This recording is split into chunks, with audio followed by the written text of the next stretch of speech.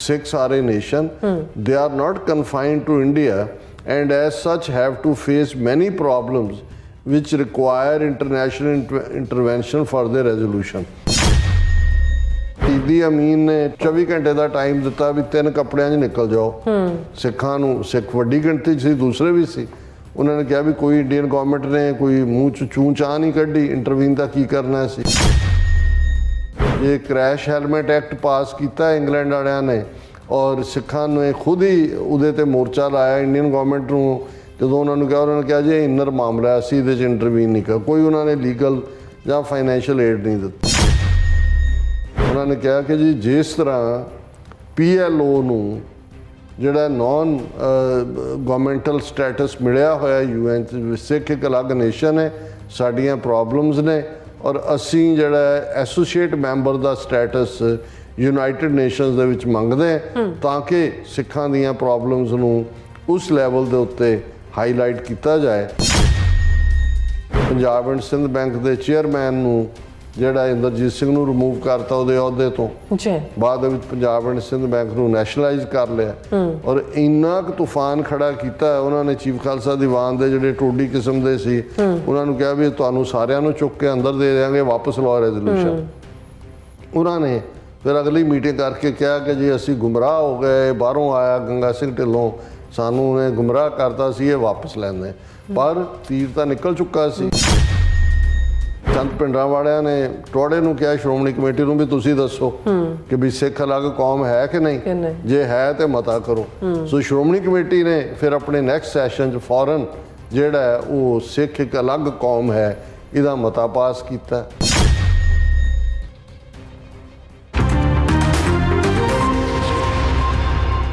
Viewers welcome back to program. So viewers ਗੱਲਬਾਤ ਕਰਨ ਜਾ ਰਹੇ ਹਾਂ ਕਿ ਕੁਝ ਘਟਨਾਵਾਂ ਕੌਮਾਂ ਦੀ ਜ਼ਿੰਦਗੀ ਵਿੱਚ ਗੇਮ ਚੇਂਜਰ ਹੁੰਦੀਆਂ ਨੇ।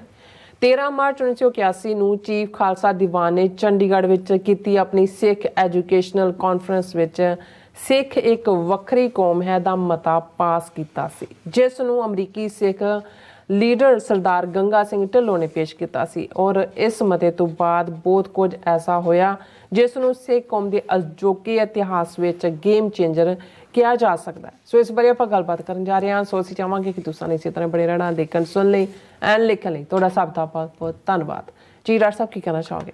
ਦੇਖੋ ਕੁਛ ਸਾਲ ਪਹਿਲਾਂ ਤੱਕ ਤਾਂ ਅਸੀਂ ਇੱਕ ਪੂਰਾ ਇੱਕ ਸੈਗਮੈਂਟ ਕਰਦੇ ਸੀ ਕਿ ਟੁਡੇ ਇਨ ਹਿਸਟਰੀ, ਬਿਲਕੁਲ ਵਰਲਡ ਹਿਸਟਰੀ ਔਰ ਸਿੱਖ ਹਿਸਟਰੀ, ਪਰ ਫਿਰ ਵੀ ਮੈਂ ਜ਼ਰੂਰ ਗੋ ਥਰੂ ਕਰ ਲੈਣਾ ਜਿਹੜਾ ਦਿਨ ਮੈਨੂੰ ਲੱਗੇ ਵੀ ਇਸ ਦੇ ਵਿੱਚ ਵਾਕਈ ਅਹਿਮੀਅਤ ਵਾਲੀਆਂ ਘਟਨਾਵਾਂ ਨੇ, ਉਹਨਾਂ 'ਚੋਂ ਕਿਸੇ ਇਸ਼ੂ ਦੇ ਉੱਤੇ ਗੱਲ ਕੀਤੀ ਜਾਏ। ਅੱਜ ਜਦੋਂ ਅਸੀਂ 13 ਮਾਰਚ ਨੂੰ ਗੱਲ ਕਰ ਰਹੇ ਹਾਂ, ਅੱਜ ਦਾ ਦਿਨ ਜਿਹੜਾ ਉਹ ਕਾਫੀ ਪ੍ਰਭਾਵ ਰੱਖਣ ਵਾਲਾ ਦਿਨ ਹੈ ਕਿਉਂਕਿ ਅੱਜ ਦੀ ਰਾਤ ਹੀ ਨਿਊ ਈਅਰ ਈਵ ਵੀ ਹੈ ਸਾਡੀ, ਕਿਉਂਕਿ 14 ਮਾਰਚ ਜਿਹੜਾ ਕੱਲ੍ਹ 555 ਨਹੀਂ 556 ਅਸੀਂ ਕਹਾਂਗੇ ਨਾਨਕਸ਼ਾਹੀ ਵਰੇ ਦੀ ਸ਼ੁਰੂਆਤ ਹੈ।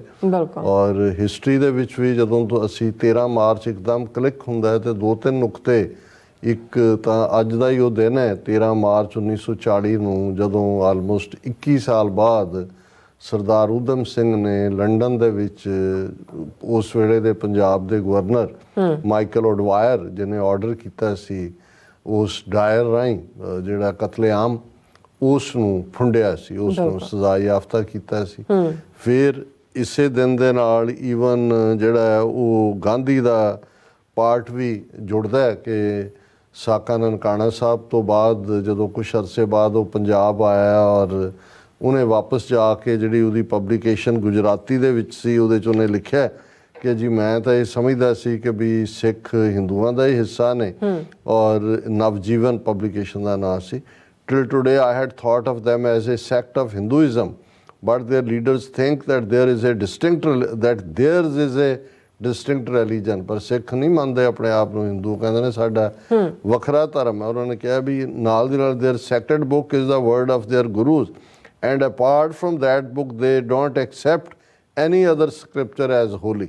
ਹੁਣ ਉਹ ਕਹਿਣਾ ਇਹ ਚਾਹੁੰਦਾ ਵੀ ਉਹ ਵੇਦਾਂ ਸ਼ਾਸਤਰਾਂ ਸਿਮਰਤੀਆਂ ਨੂੰ ਨਹੀਂ ਮੰਨਦੇ, ਉਹਨਾਂ ਦਾ ਵਿਸ਼ਵਾਸ ਸਿਰਫ ਜੋ ਗੁਰੂ ਗ੍ਰੰਥ ਸਾਹਿਬ 'ਚ ਹੈ ਉਹਦੀ ਬਾਣੀ 'ਤੇ ਹੀ ਉਹ ਯਕੀਨ ਕਰਦੇ ਨੇ। ਹੁਣ ਤੁਸੀਂ ਗਾਂਧੀ ਵਿਚਲਾ ਜ਼ਹਿਰ ਮੈਂ ਅਸੀਂ ਅੱਗੇ ਵੀ ਜ਼ਿਕਰ ਕੀਤਾ ਸੀ ਕਿ ਬਈ ਕਿਉਂ ਨਹੀਂ ਸੀ ਨਜ਼ਰ ਆ ਰਿਹਾ ਲੀਡਰਾਂ ਨੂੰ। ਹੁਣ ਇਹ ਜਾ ਕੇ ਤਨਜ਼ ਕਰ ਰਿਹਾ, ਗੁਜਰਾਤੀਆਂ ਨੂੰ ਕਹਿ ਰਿਹਾ ਵੀ ਇਹ ਇਹਨਾਂ ਤੋਂ ਬਚ ਕੇ ਰਹੋ, ਇਹ ਤਾਂ ਆਪਣੇ ਆਪ ਨੂੰ ਮੰਨਦੇ ਹੀ ਨਹੀਂ, ਇਹ ਤਾਂ ਸਾਡੇ ਵੇਦਾਂ ਸ਼ਾਸਤਰਾਂ ਨੂੰ ਨਹੀਂ ਮੰਨਦੇ। ਹੁਣ ਇਸੇ ਲਾਈਨ ਦੇ ਉੱਤੇ ਜਦੋਂ ਅਸੀਂ ਹਿਸਟਰੀ ਦਾ, ਔਰ ਜਦੋਂ ਸਾਈਮਨ ਕਮਿਸ਼ਨ ਆਇਆ, ਇੱਕ ਪਾਸੇ ਸਾਈਮਨ ਕਮਿਸ਼ਨ ਗੋ ਬੈਕ ਤੇ ਫਲਾਣਾ ਲਾਜਪਤ ਰਾਏ ਤੇ ਭਗਤ ਸਿੰਘ, ਤੇ ਉਹ ਸਾਰਾ ਇੱਕ ਡਿਫਰੈਂਟ ਚੈਪਟਰ ਇਹਨਾਂ ਨੇ ਬਣਾਇਆ। ਪਰ ਬਹੁਤ ਘੱਟ ਲੋਕ ਭੁੱਲ ਜਾਂਦੇ ਨੇ ਕਿ ਵੀ ਉਸ ਵੇਲੇ ਸੈਂਟਰਲ ਸਿੱਖ ਐਸੋਸੀਏਸ਼ਨ ਸੀ ਜਿਨ੍ਹਾਂ ਨੇ ਸਿੱਖਾਂ ਦਾ ਕੇਸ ਸਾਈਮਨ ਕਮਿਸ਼ਨ ਦੇ ਅੱਗੇ ਪ੍ਰੈਜ਼ੈਂਟ ਕੀਤਾ ਸੀ ਜੀ। ਮੁਸਲਿਮ ਲੀਗ ਨੇ ਵੀ, ਅਲਾਮਾ ਇਕਬਾਲ ਮੁਸਲਿਮ ਲੀਗ ਦੇ ਲੀਡਰ ਸੀ, ਉਹਨਾਂ ਨੇ ਵੀ ਜਿਹੜਾ ਰਿਪਰੈਜ਼ੈਂਟੇਸ਼ਨ ਦਿੱਤੀ ਸੀ। ਪ੍ਰੋਫੈਸਰ ਪੂਰਨ ਸਿੰਘ ਜਿਹੜੇ ਬਹੁਤ ਵੱਡੇ ਸਾਡੇ ਦਾਨਿਸ਼ਵਰ ਫਿਲਾਸਫਰ ਹੋਏ ਨੇ, ਉਹਨਾਂ ਦੀਆਂ ਚਿੱਠੀਆਂ ਨੇ ਲੈਟਰ ਟੂ ਸਾਈਮਨ ਕਮਿਸ਼ਨ, ਜਿਹਦੇ 'ਚ ਉਹਨਾਂ ਨੇ ਕਿਹਾ ਸੀ ਵੀ ਇਹ ਕਿਵੇਂ ਫਰਾਡ ਹੈ ਕਾਂਗਰਸ ਗਾਂਧੀ ਦੀ, ਇਹ ਚਰਖਾ ਕਲਚਰ ਔਰ ਫਲਾਣਾ, ਔਰ ਸਿੱਖ ਕਿਵੇਂ ਜਿਹੜੀ ਹੈ ਉਹ ਅਡਰੀ ਹੋਂਦ ਰੱਖਦੇ ਨੇ ਔਰ ਕਿਵੇਂ। ਲੇਕਿਨ ਜਿਹੜੀ ਜਿਸ ਵਿਸ਼ੇ ਦੇ ਉੱਤੇ ਅੱਜ ਅਸੀਂ ਗੱਲ ਕਰਨਾ ਚਾਹੁੰਦੇ ਹਾਂ, ਔਰ ਜਿਹਨੂੰ ਤੁਸੀਂ ਗੇਮ ਚੇਂਜਰ ਕਿਹਾ, ਕਿਉਂਕਿ ਚੀਫ ਖਾਲਸਾ ਦੀਵਾਨ ਜਦੋਂ ਅਸੀਂ ਅੰਗਰੇਜ਼ਾਂ ਦੇ ਆਉਣ ਤੋਂ ਬਾਅਦ ਪੰਜਾਬ 'ਚ ਜਿਹੜਾ ਉਹ ਦੇਖਦੇ ਹਾਂ, ਸਿੰਘ ਸਭਾ ਲਹਿਰ, ਖਾਲਸਾ ਦਰਬਾਰ ਲਾਹੌਰ, ਖਾਲਸਾ ਦਰਬਾਰ ਅੰਮ੍ਰਿਤਸਰ, ਜਿਹੜੇ ਦੋ ਅੱਡ ਬਣ ਗਈਆਂ ਜਥ ਤਨਜ਼ੀਮਾਂ, ਫਿਰ ਉਹਨਾਂ 'ਚੋਂ ਸੈਂਟਰਲ ਖਾਲਸਾ ਦੀਵਾਨ, ਫਿਰ ਚੀਫ ਖਾਲਸਾ ਦੀਵਾਨ 20ਵੀਂ ਸਦੀ ਤੱਕ ਪਹੁੰਚਦੇ ਹਾਂ। ਇਹ ਚੀਫ ਖਾਲਸਾ ਦੀਵਾਨ ਜਿਹੜਾ ਫਿਰ ਐਜੂਕੇਸ਼ਨ ਵੱਲ ਜਿਹਦਾ ਧਿਆਨ ਗਿਆ, ਔਰ ਜ਼ਾਹਰ ਹੈ ਵੀ ਇਹਨਾਂ ਦੀ ਐਨੂਅਲ ਕਾਨਫਰੰਸ ਜਿਹਨੂੰ ਸਿੱਖ ਐਜੂਕੇਸ਼ਨਲ ਕਾਨਫਰੰਸ ਸਾਲਾਨਾ ਕਹਿੰਦੇ ਨੇ, ਇਹ 20ਵੀਂ ਸਦੀ ਦੇ ਵਿੱਚ ਹੁੰਦੀ ਰਹੀ ਹਰ ਥਾਂ, ਹਰ ਸਾਲ 'ਚ ਇੱਕ ਵਾਰੀ। ਜਿੱਥੇ ਹੋਣੀ ਉੱਥੇ ਫਿਰ ਖਾਲਸਾ ਸਕੂਲ ਬਣ ਜਾਂਦਾ ਸੀ ਜਾਂ ਖਾਲਸਾ ਕਾਲਜ ਬਣ ਜਾਂਦਾ ਸੀ। ਔਰ ਇਹਦੇ 'ਚ ਕੋਈ ਸ਼ੱਕ ਨਹੀਂ ਹੈ ਕਿ ਚੀਫ ਖਾਲਸਾ ਦੀਵਾਨ ਨੇ ਸਿੱਖ ਐਜੂਕੇਸ਼ਨ ਦੇ ਪਿੜ ਦੇ ਵਿੱਚ ਬਹੁਤ ਵੱਡਾ ਯੋਗਦਾਨ ਪਾਇਆ। ਉਹ ਅੱਜ ਦੇ ਖਾਲਸਾ ਕਾਲਜਾਂ ਖਾਲਸਾ ਸਕੂਲਾਂ ਵਾਂਗ ਨਹੀਂ ਸੀ, ਜਿੱਥੋਂ ਕਿ ਪਤਤਪੁਣਾ ਔਰ ਕਾਮਰੇਡੀ ਟੀਚਰਾਂ 'ਚੋਂ ਸਿੱਖੀ ਦੇ ਖਿਲਾਫ ਹੀ ਨਿਕਲਦਾ। ਜਿਹੜਾ ਵੀ ਸਟੂਡੈਂਟ ਖਾਲਸਾ ਸਕੂਲ ਜਾਂ ਖਾਲਸਾ ਕਾਲਜ ਦਾ ਹੁੰਦਾ ਸੀ, ਉਹਦੇ ਅੰਦਰ ਸਿੱਖੀ ਭਰੀ ਜਾਂਦੀ ਸੀ। ਹੁਣ ਇਹੀ ਬੇਸ਼ੱਕ ਚੀਫ ਖਾਲਸਾ ਦੀਵਾਨ ਦੇ ਵੀ ਉਦੋਂ ਵੀ ਜਿਹੜੇ ਇਹਨਾਂ ਦੇ ਮੁਖੀ ਸੀ ਉਹ ਤਾਂ ਬਹੁਤੇ ਪ੍ਰੋ ਬ੍ਰਿਟਿਸ਼ ਹੀ ਸੀ, ਪਰ 47 ਤੋਂ ਬਾਅਦ ਬਹੁਤੇ ਦਿੱਲੀ ਦਰਬਾਰ ਦੇ ਹੀ ਜਿਹੜੇ ਨੇ ਉਹ ਖੈਰਖਵਾਹ ਬਣੇ ਰਹੇ। ਪਰ ਉਹ ਸਾਲਾਨਾ ਇੱਕ ਥਾਂ ਤੇ ਐਜੂਕੇਸ਼ਨਲ ਕਾਨਫਰੰਸ ਕਾਰ ਵੱਡਾ ਜਲੂਸ ਨਿਕਲਦਾ ਹੈ, ਫਿਰ ਉਸ ਦੇ ਵਿੱਚ ਉਹ ਮਤੇ ਕਰਦੇ ਨੇ, ਕੋਈ ਨਾ ਕੋਈ ਰਿਜ਼ੋਲਵ ਹੁੰਦਾ। ਸੋ 1981 ਦੇ ਵਿੱਚ ਅੱਜ ਦੇ ਦਿਨ ਜਿਹੜੀ ਹੈ 54th 54ਵੀਂ ਸਿੱਖ ਐਜੂਕੇਸ਼ਨਲ ਕਾਨਫਰੰਸ ਚੰਡੀਗੜ੍ਹ ਦੇ ਵਿੱਚ ਰੱਖੀ ਗਈ। 1981 ਦਾ ਇਹ ਉਹ ਪੀਰੀਅਡ ਹੈ ਕਿ ਅਜੇ ਧਰਮ ਯੁੱਧ ਮੋਰਚਾ ਸ਼ੁਰੂ ਨਹੀਂ ਹੋਇਆ। ਬੇਸ਼ੱਕ ਨਰਕਧਾਰੀਆਂ ਵਾਲਾ ਵਾਕਿਆ ਹੋ ਚੁੱਕਾ ਹੈ, ਉਹਨਾਂ ਦੀ ਕਰਤੂਤ ਸਾਹਮਣੇ ਹੈ, ਸੰਤ ਭਿੰਡਰਾਂ ਵਾਲਿਆਂ ਦੀ ਐਮਰਜੈਂਸ ਹੋ ਚੁੱਕੀ ਹੈ। ਔਰ ਉਸ ਪੀਰੀਅਡ 'ਚ ਸਿੱਖ ਐਜੂਕੇਸ਼ਨਲ ਕਾਨਫਰੰਸ ਚੰਡੀਗੜ੍ਹ ਦੇ ਵਿੱਚ ਹੋਈ, ਔਰ ਉਹਨਾਂ ਨੇ ਉਸ ਕਾਨਫਰੰਸ ਨੂੰ ਪ੍ਰੀਜ਼ਾਈਡ ਕਰਨ ਲਈ ਗੰਗਾ ਸਿੰਘ ਢਿੱਲੋਂ, ਜਿਹੜੇ ਉਸ ਵੇਲੇ ਨਨਕਾਣਾ ਸਾਹਿਬ ਫਾਊਂਡੇਸ਼ਨ ਉਹਨਾਂ ਨੇ ਅਮਰੀਕਾ 'ਚ ਬਣਾਈ ਹੋਈ ਸੀ, ਉਸ ਦੇ ਮੁਖੀ ਸਨ। ਉਹਨਾਂ ਨੇ ਇਨਵਾਈਟ ਕੀਤਾ ਪ੍ਰੀਜ਼ਾਈਡ ਕਰਨ ਦੇ ਲਈ। ਔਰ ਉਸ ਦੀ ਜਿਹੜੀ ਰਿਸੈਪਸ਼ਨ ਕਮੇਟੀ ਸੀ ਸਿੱਖ ਐਜੂਕੇਸ਼ਨ ਕਾਨਫਰੰਸ ਦੀ, ਉਸ ਦੇ ਚੇਅਰਪਰਸਨ ਜਿਹੜੇ ਨੇ ਸਰਦਾਰ ਇੰਦਰਜੀਤ ਸਿੰਘ। ਜਦੋਂ ਬੈਂਕਿੰਗ ਇੰਡਸਟਰੀ ਦੀ ਗੱਲ ਹੁੰਦੀ ਹੈ, ਪੰਜਾਬ ਐਂਡ ਸਿੰਧ ਬੈਂਕ ਦਾ ਜ਼ਿਕਰ ਹੁੰਦਾ ਹੈ, ਬਾਅਦ ਜਿਹਨੂੰ ਇੰਦਰਾ ਗਾਂਧੀ ਨੇ ਨੈਸ਼ਨਲਾਈਜ਼ ਕਰ ਲਿਆ ਸੀ। ਸੋ ਇਹ ਉਹਨੂੰ ਪ੍ਰੀਜ਼ਾਈਡ ਰਿਸੈਪਸ਼ਨ ਕਮੇਟੀ ਦੇ ਸੀ, ਔਰ ਚੀਫ ਗੈਸਟ ਦੇ ਤੌਰ 'ਤੇ ਮੁੱਖ ਕੀ ਨੋਟ ਸਪੀਕਰ ਗੰਗਾ ਸਿੰਘ ਢਿੱਲੋਂ ਸੀ। ਹੁਣ ਗੰਗਾ ਸਿੰਘ ਢਿੱਲੋਂ ਨੇ ਔਰ ਇਹ ਉਹਨਾਂ ਨੇ ਉਸ ਕਾਨਫਰੰਸ ਦੇ ਵਿੱਚ ਇੱਕ ਮਤਾ ਲਿਆ ਹੁੰਦਾ। ਪਹਿਲਾਂ ਉਹਨਾਂ ਨੇ ਸਪੀਚ ਕੀਤੀ, ਉਹਨਾਂ ਨੇ ਕਿਹਾ ਵੀ ਸਿੱਖ ਇੱਕ ਵੱਖਰੀ ਕੌਮ ਹੈ, ਸਿੱਖ ਸਾਰੇ ਸੈਪਰੇਟ ਨੇਸ਼ਨ, ਔਰ ਇਸ ਨੂੰ ਪਾਸ ਵੀ ਕਿਉਂਕਿ ਹੈ ਵੀ ਵੱਖਰੀ ਕੌਮ ਹੋ ਗਿਆ। ਹੁਣ ਈਵਨ ਜਿਹੜੇ ਚੀਫ ਖਾਲਸਾ ਦੀਵਾਨ ਦੇ ਸਰਕਾਰੀ ਟੋਡੀ ਸੀ, ਉਹਨਾਂ ਨੂੰ ਵੀ ਅਹਿਸਾਸ ਨਹੀਂ ਸੀ ਕਿ ਜਿਹੜਾ ਮਤਾ ਪਾਸ ਹੋ ਰਿਹਾ ਹੈ ਇਹਦੇ ਪ੍ਰਭਾਵ ਕੀ ਹੋਣਗੇ। ਅਗਲੇ ਦਿਨ ਤਾਂ ਸਾਰੇ ਭਾਰਤ ਭਰ ਦੇ ਮੀਡੀਆ ਦੇ ਵਿੱਚ ਔਰ ਦੂਜਾ ਜਿਹੜਾ ਉਹ ਸ਼ੋਰ ਸ਼ਰਾਬਾ ਕੀ ਹੋ ਹੱਲਾ ਮਚ ਗਿਆ। ਉਹਨਾਂ ਨੇ ਕਿਹਾ ਵੀ ਆਹੀ ਤਾਂ ਮਤਾ ਇਸ ਕਿਸਮ ਦਾ ਪਹਿਲਾਂ ਮੁਸਲਮਾਨਾਂ ਨੇ, ਮੁਸਲਿਮ ਲੀਗ ਨੇ ਮੁਹੰਮਦ ਅਲੀ ਜਿਨ੍ਹਾਂ ਦੀ ਕਮਾਂਡ ਥੱਲੇ ਪਾਸ ਕੀਤਾ ਸੀ ਕਿ Muslims are a separate nation, ਕਿ ਭਾਈ ਇਹ ਟੂ ਨੇਸ਼ਨ ਤਾਂ ਥਿਊਰੀ ਇੱਥੋਂ ਨਿਕਲੀ। ਇਹਦਾ ਮਤਲਬ ਹੈ ਉਦੋਂ ਅਜੇ ਕੋਈ, ਮੈਂ ਜਿਵੇਂ ਕਿਹਾ ਨਾ, ਧਰਮ ਯੁੱਧ ਮੋਰਚਾ ਨਾ ਖਾਲਿਸਤਾਨ ਦੀ ਗੱਲ, ਇਹ ਪਹਿਲੀ ਬਿਗਨਿੰਗ ਬਣੀ। ਔਰ ਉਹਦੇ 'ਚ ਜਿਹੜਾ ਇਹ ਰੈਜ਼ੋਲੂਸ਼ਨ ਸੀ ਕਿ ਭਾਈ ਇਹ ਸਿੱਖ ਇੱਕ ਅੱਡ ਕੌਮ ਹੈ, ਇਸ ਦਾ ਆਧਾਰ 'ਚ ਫਿਰ ਇਹਨਾਂ ਨੇ ਕਿਹਾ ਕਿ ਵੀ ਕਿਵੇਂ ਸਿੱਖ ਜਿਹੜੇ ਨੇ ਉਹ ਅੱਡ ਕੌਮ ਨੇ। ਉਹਦੇ 'ਚ ਉਹਨਾਂ ਨੇ ਕਿਹਾ ਕਿ we Sikhs are a nation, they are not confined to India and as such have to face many problems which require international intervention for their resolution। ਕਿ ਉਹ ਸਿਰਫ ਭਾਰਤ ਤੱਕ ਨਹੀਂ ਨੇ, ਕੌਮ ਦੁਨੀਆ ਭਰ 'ਚ ਫੈਲੀ ਹੋਈ ਹੈ। ਸਾਡੇ ਜਿਹੜੀਆਂ ਪ੍ਰੋਬਲਮਸ ਨੇ ਉਹਨਾਂ ਨੂੰ ਅਸੀਂ ਰਿਜ਼ੋਲਵ ਕਰਨ ਦੇ ਲਈ ਸਾਡੇ ਕੋਲ ਇੱਕ ਪਲੇਟਫਾਰਮ ਹੋਣਾ ਚਾਹੀਦਾ ਹੈ। Government of India has utterly failed to help the Sikh settled abroad. For instance, it didn't come to their rescue when Indian, mostly Sikhs, were thrown out of Uganda by Idi Amin with stock and barrel.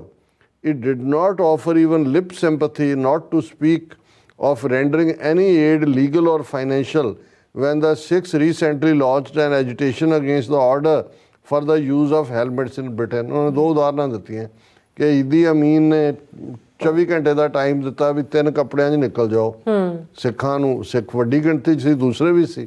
ਉਹਨਾਂ ਨੇ ਕਿਹਾ ਵੀ ਕੋਈ Indian government ਨੇ ਕੋਈ ਮੂੰਹ 'ਚ ਚੂੰ ਚਾਹ ਨਹੀਂ ਕੱਢੀ, ਇੰਟਰਵੀਨ ਦਾ ਕੀ ਕਰਨਾ ਸੀ, ਕੋਈ ਮਦਦ ਨਹੀਂ ਕੀਤੀ। ਇਸੇ ਤਰ੍ਹਾਂ ਜੇ ਕ੍ਰੈਸ਼ ਹੈਲਮਟ ਐਕਟ ਪਾਸ ਕੀਤਾ ਇੰਗਲੈਂਡ ਵਾਲਿਆਂ ਨੇ ਔਰ ਸਿੱਖਾਂ ਨੇ ਖੁਦ ਹੀ ਉਹਦੇ 'ਤੇ ਮੋਰਚਾ ਲਾਇਆ ਇੰਡੀਅਨ ਗਵਰਨਮੈਂਟ ਨੂੰ। ਜਦੋਂ ਉਹਨਾਂ ਨੂੰ ਕਿਹਾ, ਉਹਨਾਂ ਨੇ ਕਿਹਾ ਜੇ ਇਨਰ ਮਾਮਲਾ ਅਸੀਂ ਇਹਦੇ 'ਚ ਇੰਟਰਵੀਨ ਨਹੀਂ ਕਰ, ਕੋਈ ਉਹਨਾਂ ਨੇ ਲੀਗਲ ਜਾਂ ਫਾਈਨੈਂਸ਼ੀਅਲ ਏਡ ਨਹੀਂ ਦਿੱਤੀ। ਫਿਰ ਉਹਨਾਂ ਨੇ ਕਿਹਾ ਕਿ ਵੀ ਇਹ ਜਿਹੜਾ ਇਸ ਲਈ ਅਸੀਂ ਖੁਦ ਆਪਣੀ ਜਦੋਂ ਲੜਾਈ ਲੜ ਰਹੇ ਹਾਂ ਤਾਂ ਫਿਰ ਸਾਨੂੰ ਔਰ ਉਹਦੇ 'ਚ ਉਹਨਾਂ ਨੇ ਇਸ ਗੱਲ ਨੂੰ ਇਹ ਕਿਹਾ ਕਿ ਵੀ ਅਸੀਂ ਰੈਜ਼ੋਲੂਸ਼ਨ ਹੈ Sikhs are a separate nation and demanded consultative status with non-political bodies of United Nations on lines of Palestine Liberation Organization। ਉਹਨਾਂ ਨੇ ਕਿਹਾ ਕਿ ਜੀ ਜਿਸ ਤਰ੍ਹਾਂ PLO ਨੂੰ ਜਿਹੜਾ ਨੌਨ ਗਵਰਨਮੈਂਟਲ ਸਟੇਟਸ ਮਿਲਿਆ ਹੋਇਆ UN 'ਚ, ਸਿੱਖ ਇੱਕ ਅਲੱਗ ਨੇਸ਼ਨ ਹੈ, ਸਾਡੀਆਂ ਪ੍ਰੋਬਲਮਸ ਨੇ ਔਰ ਅਸੀਂ ਜਿਹੜਾ ਐਸੋਸੀਏਟ ਮੈਂਬਰ ਦਾ ਸਟੇਟਸ ਯੂਨਾਈਟਿਡ ਨੇਸ਼ਨਸ ਦੇ ਵਿੱਚ ਮੰਗਦੇ ਹਾਂ ਤਾਂ ਕਿ ਸਿੱਖਾਂ ਦੀਆਂ ਪ੍ਰੋਬਲਮਸ ਨੂੰ ਉਸ ਲੈਵਲ ਦੇ ਉੱਤੇ ਹਾਈਲਾਈਟ ਕੀਤਾ ਜਾਏ ਔਰ ਇਹ ਆਰਗੂਮੈਂਟ ਦਿੱਤੇ ਗਏ। ਸੋ ਇਸ ਦਾ ਨਤੀਜਾ ਇਹ ਹੋਇਆ ਵੀ ਅਗਲੇ ਦਿਨ ਉਹਨਾਂ ਨੇ ਪੰਜਾਬ ਐਂਡ ਸਿੰਧ ਬੈਂਕ ਦੇ ਚੇਅਰਮੈਨ ਨੂੰ ਜਿਹੜਾ ਇੰਦਰਜੀਤ ਸਿੰਘ ਨੂੰ ਰਿਮੂਵ ਕਰਤਾ ਉਹਦੇ ਅਹੁਦੇ ਤੋਂ। ਬਾਅਦ ਦੇ ਵਿੱਚ ਪੰਜਾਬ ਐਂਡ ਸਿੰਧ ਬੈਂਕ ਨੂੰ ਨੈਸ਼ਨਲਾਈਜ਼ ਕਰ ਲਿਆ ਔਰ ਇੰਨਾ ਕੁ ਤੂਫਾਨ ਖੜਾ ਕੀਤਾ ਉਹਨਾਂ ਨੇ। ਚੀਫ ਖਾਲਸਾ ਦੀਵਾਨ ਦੇ ਜਿਹੜੇ ਟੋਡੀ ਕਿਸਮ ਦੇ ਸੀ ਉਹਨਾਂ ਨੂੰ ਕਿਹਾ ਵੀ ਤੁਹਾਨੂੰ ਸਾਰਿਆਂ ਨੂੰ ਚੁੱਕ ਕੇ ਅੰਦਰ ਦੇ ਦਿਆਂਗੇ, ਵਾਪਸ ਲਓ ਰੈਜ਼ੋਲੂਸ਼ਨ। ਉਹਨਾਂ ਨੇ ਫਿਰ ਅਗਲੀ ਮੀਟਿੰਗ ਕਰਕੇ ਕਿਹਾ ਕਿ ਜੀ ਅਸੀਂ ਗੁੰਮਰਾਹ ਹੋ ਗਏ, ਬਾਹਰੋਂ ਆਇਆ ਗੰਗਾ ਸਿੰਘ ਢਿੱਲੋਂ, ਸਾਨੂੰ ਉਹਨੇ ਗੁੰਮਰਾਹ ਕਰਤਾ ਸੀ, ਇਹ ਵਾਪਸ ਲੈਂਦੇ। ਪਰ ਤੀਰ ਤਾਂ ਨਿਕਲ ਚੁੱਕਾ ਸੀ। ਜਿਉਂ ਹੀ ਉਹਨਾਂ ਨੇ ਕਿਹਾ ਤੇ ਸੰਤ ਪਿੰਡਾਂ ਵਾਲਿਆਂ ਨੇ ਟੋੜੇ ਨੂੰ ਕਿਹਾ ਸ਼੍ਰੋਮਣੀ ਕਮੇਟੀ ਨੂੰ ਵੀ ਤੁਸੀਂ ਦੱਸੋ ਕਿ ਵੀ ਸਿੱਖ ਅਲੱਗ ਕੌਮ ਹੈ ਕਿ ਨਹੀਂ, ਜੇ ਹੈ ਤੇ ਮਤਾ ਕਰੋ। ਸੋ ਸ਼੍ਰੋਮਣੀ ਕਮੇਟੀ ਨੇ ਫਿਰ ਆਪਣੇ ਨੈਕਸਟ ਸੈਸ਼ਨ 'ਚ ਫੌਰਨ ਜਿਹੜਾ ਉਹ ਸਿੱਖ ਇੱਕ ਅਲੱਗ ਕੌਮ ਹੈ ਇਹਦਾ ਮਤਾ ਪਾਸ ਕੀਤਾ।